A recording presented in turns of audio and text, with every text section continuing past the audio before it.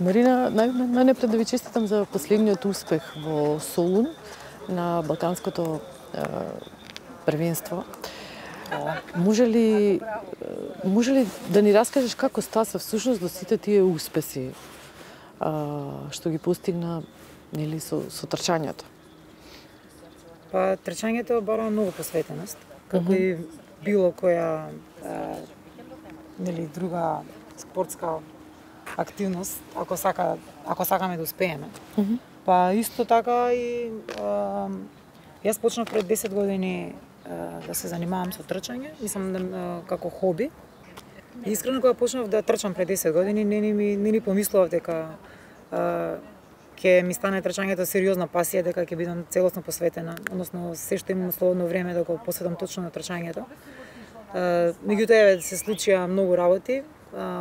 Оно што ми беше најбитно од се беа бенефитите што ги чувствував во однос на моето здравје, во однос на мојот фокус и мотивација, дисциплината која што носи трчањето директно влијае врз секојдневниот живот, врз работата.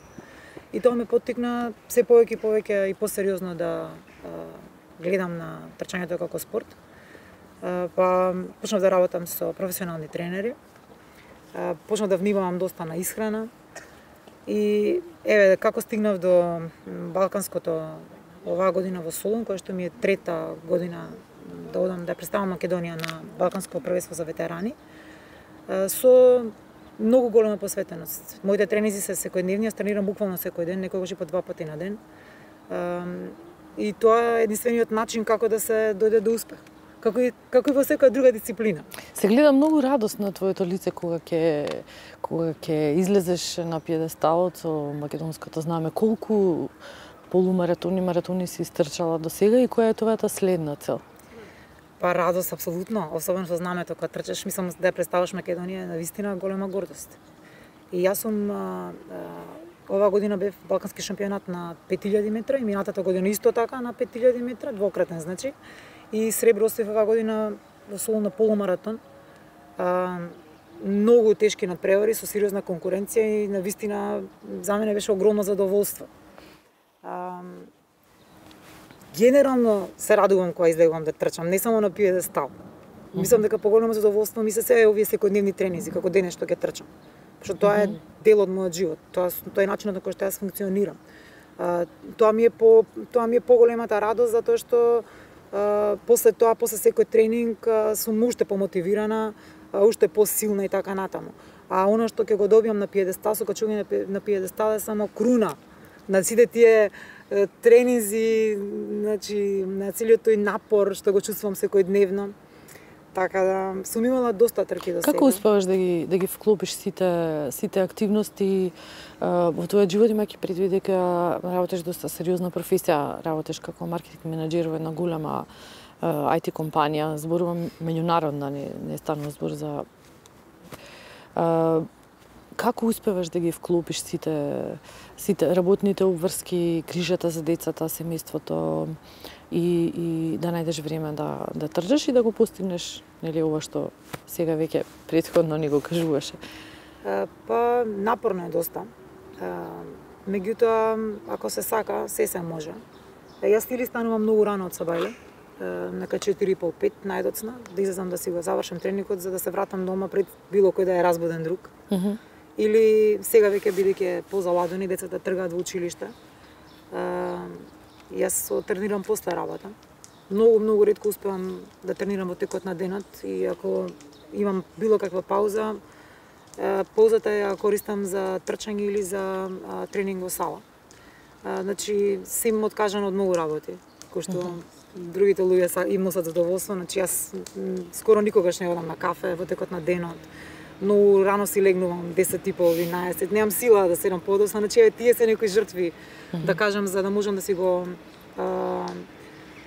искомбинирам денот, меѓутоа она што е можеби поважно е дека имам поддршка од семејството, дека имам огромно разбирање, особено моите деца. И тоа ми овозможува да така си дозволам да буквално секој ден ме нема по 1-2 сата. Посекогаш сум тука за сите. Да. Која е твојата следна цел? Следна цел е маратонот во Њујорк. на 6 ноември. Да, И тоа веројатно ми е последна цел за оваа година. се подготвуваш? Како се подготвуваш за маратонот? Па имам тренизи секој ден, како што кажав. Еден ден во неделата се обидувам да одмарам, тој е активен одмор, што подразбира дека имам во тој ден имам тренизи за тело, иначе сите други денови имам тренизи. За викенд ми се, да кажам, најнапорни. Во недела е ден за долг тренинг. И тоа е тоа. Два пати во неделата одам да тренирам во АТГ.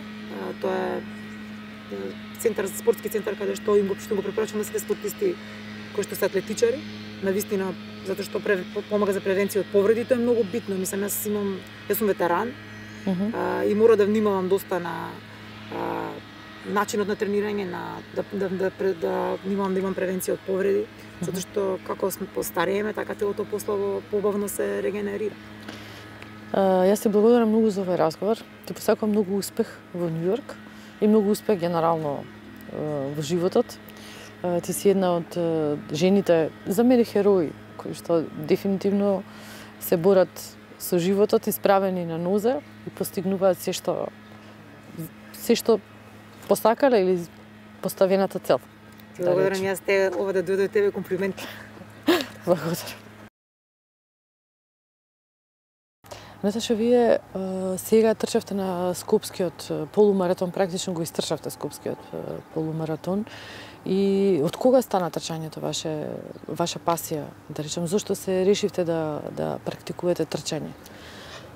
Почнав со трчање на Скопски полумаратон во 2018 година и првиот ми беше полумаратон, ова сега ми беше 5-ти.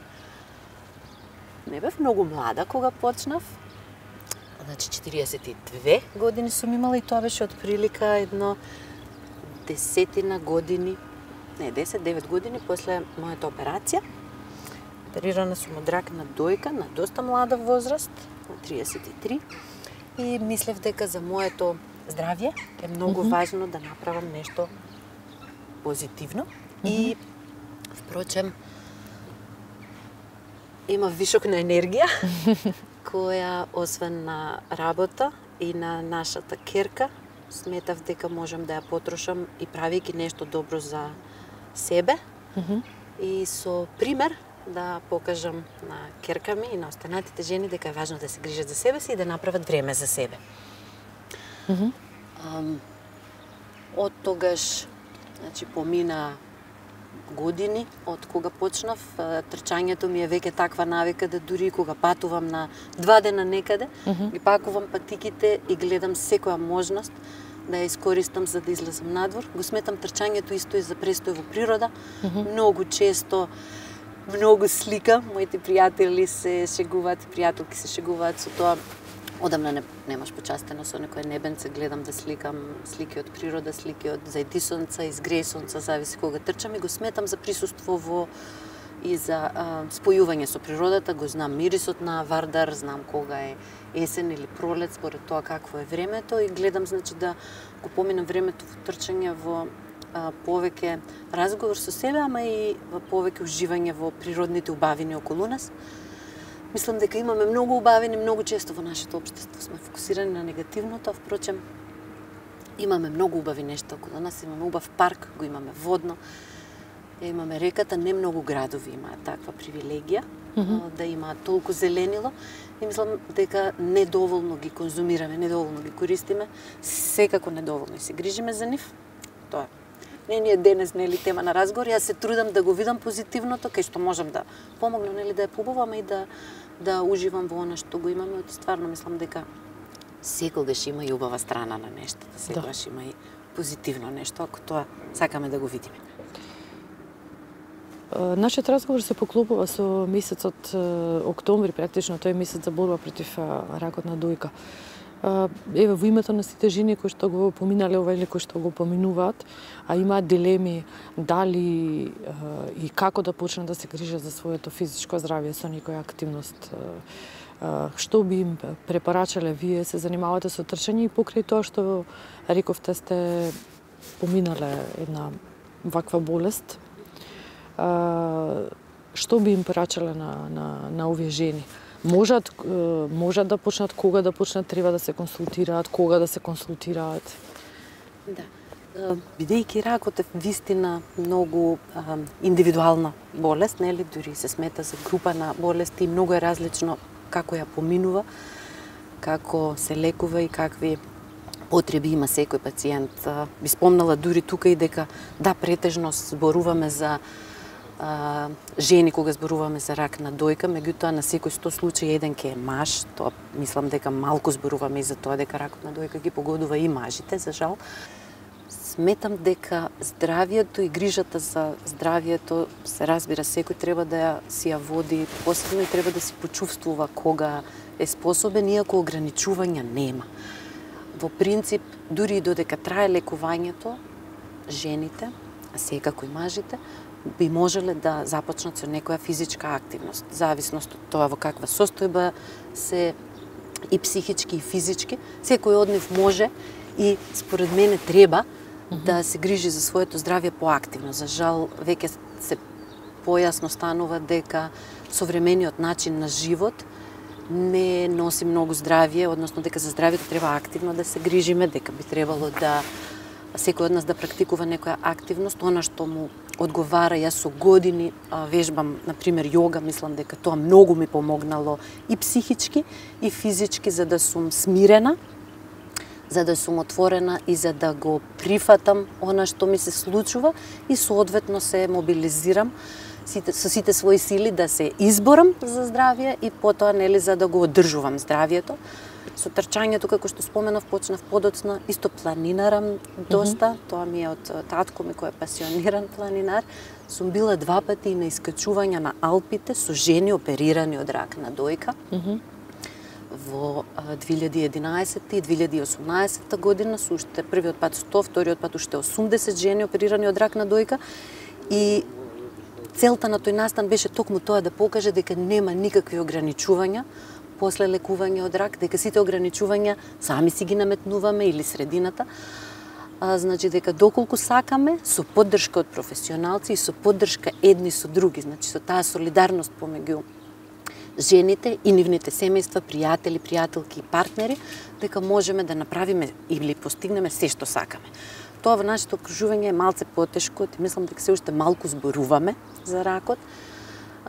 Мило ми е што ме прашавте за ова, и сметам дека посебно за младата популација многу малку се зборува и младите како да се срамат понекогаш од таа диагноза, како да се чувствуваат оштетено или несоодветно, за да за нив се поводи посебна сметка, и поинакви проблеми и предизвици имаат младите луѓе, младите жени, еве, меѓутоа и мажи, кои се борат со оваа болест, и треба да живеат уште, нели, долго и продуктивно, да придонесуваат и за себе и за нашето општество, а за нив скоро и да нема мерки и активности и програми кои ќе им понудат полесно да почнат повторно да работат, да почнат повторно да творат и да бидат активни учесници во нашето општество. Мислам дека првенствено треба да се тргне таа мисла што сме ја имале во минатото, дека ракот не се лекува. Да. Да, точно. Токму спротивното. Ракот се лекува, може да се излечи. Точно. И може да се најдат многу начини како да се направи тоа. Точно. Првенствено што треба, ако се согласувате, е да се одржи духот на едно високо ниво и да се добие огромна поддршка од средината. Да, мислам дека здравствената култура, искрено, кај нас е на пониско ниво, во смисол на превенција. Значи, ракот се лекува скоро во сите форми, меѓутоа има типови на рак кои се многу излечиви, многу познати, нели, на медицинските стручњаци, меѓутоа се лекуваат доколку се рано детектирани, во рана фаза, додека не се системски многу проширени и зафатени некои витални органи. Кај нас, за жал, многу често на лекар се оди кога веќе неподносливи се болките или симптомите веќе укажуваат дека нешто сериозно се случува. Немаме навики за превенција. Постојат неколку програми за ран скрининг, за рак на ендометриум, рак на дојка и рак на дебело црево. Јас искрено многу малку луѓе знам кои добиле покана, кои се здрави, добиле покана за да појдат на превентивен преглед, иако никакви проблеми немаат, а во светот за здравствениот систем да си намали на лекувања на многу луѓе во поодмината фаза на болеста, се посветува многу внимание на вакви превентивни прегледи или скрининзи на популација која е асимптоматска, која немала никаков проблем. А да не зборуваме, секако се води сметка за оние кои имаат некаква семејна историја, кои во своето обкружување имале блиски членови на семејството кои боледувале и заради самото тоа се со повисок ризик фактор. Имаме многу работа на тоа поле, ама и мене ми е жал што најчесто само во октомври разговараме за оваа тема. Ова се нешта за кои би требало во континуитет да разговараме и можеби само да кулминираат во одредени месеци кои во светски рамки се одбележуваат.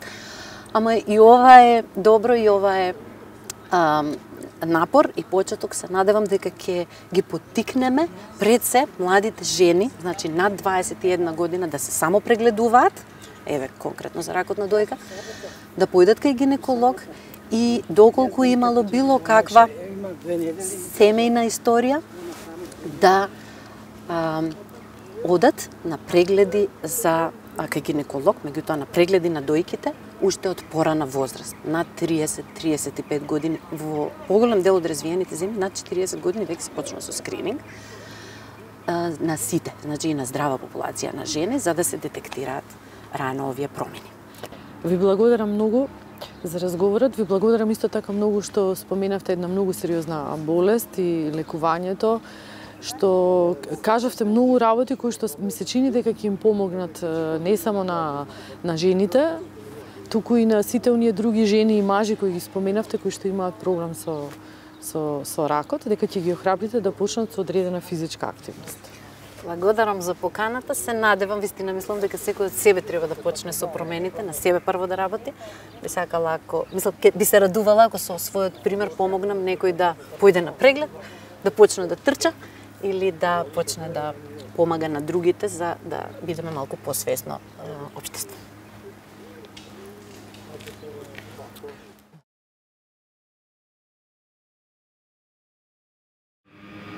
Милка, ти благодарам што си денеска со нас.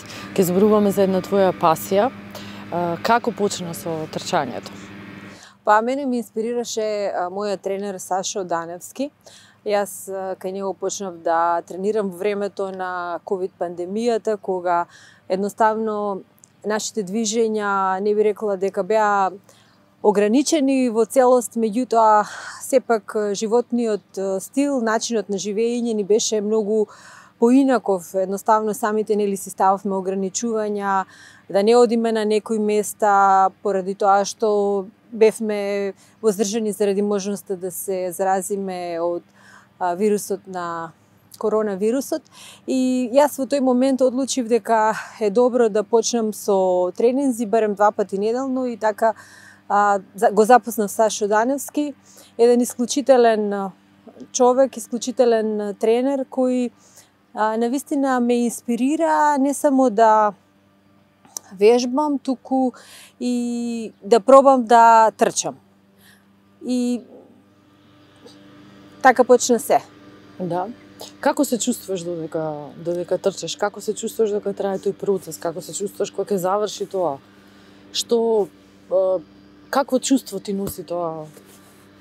Трчањето дефинитивно мене ме промени и тоа е еден сегмент во целокупната трансформација на мојата личност. Едноставно, веројатно доаѓа еден момент во една фаза во животот на секој човек, мислам дека јас се влегов во тој период, кога едноставно се вртиш кон себе си и гледаш што можеш да направиш за себе, повеќе се вртиш кон својот внатрешен свет, условно да кажам, и на тој начин манифестираш една подобра себе си кон надворешниот свет. И мене трчањето ми представува една важна работа во целиот тој сегмент на моја лична трансформација.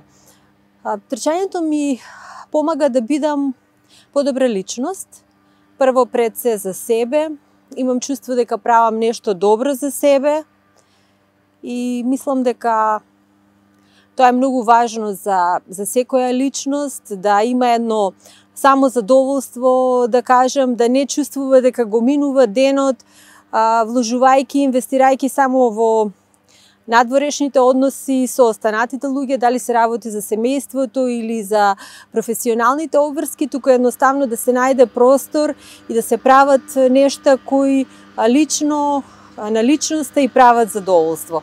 И ете, јас на тој начин го доживувам трчањето. Како наѓаш време за трчање? Ти работиш како, извини што не те пресирам, бидејќи си ми колешки долго години се познаваме, работиш како новинар во Ал Џезира, имаш, како да кажам, исполнети денови, Да. Денови кои што не можеш да ги планираш со време. Да. Како успеаш да ги вклопиш сите активности, работните обврски од една страна, трчањето, планираш, одиш, да споменам дека си била веќе неколку пати на неколку маратони. Како успеваш сето тоа да го изменаџираш? Па воопшто не е тешко. Ако човек разбере дека тоа е важно за него лично и ако се стави себе си на прво место, а кога ќе се стави човек себе си на прво место, тогаш е многу подобар и за околината, без оглед дали е професионална средина или семејство прашање, тогаш воопшто не е тешко.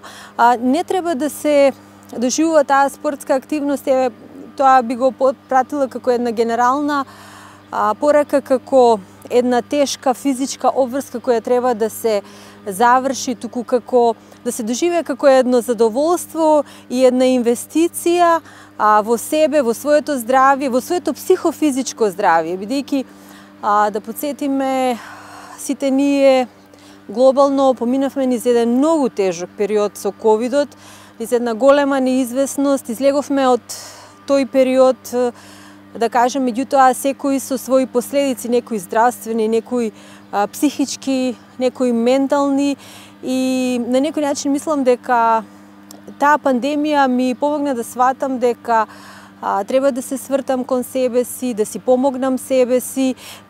Исто така и тоа би го пратила како порака дека секој човек, ако сака да ја направи промената кон околината, треба прво да почне од себе, бидејќи се во суштина и тргнува од нас. Како ние ќе се поставиме кон животот, кон обврските, кон приоритетите, таков и ќе ни биде животот.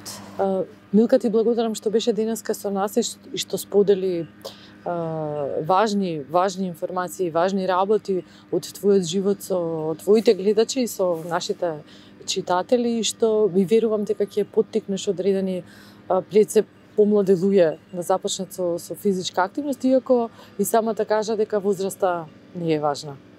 Ти благодарам, Бети, задоволството е мое и еве на крај би испратила една порака до сите граѓани да спортуваат, бидејќи тоа е мојата визија. Ако сите луѓе во Македонија се занимаваат со спорт, ние би биле многу посреќена и поздрава и позадоволна нација. И нека промените тргнат од секоја единка посебно.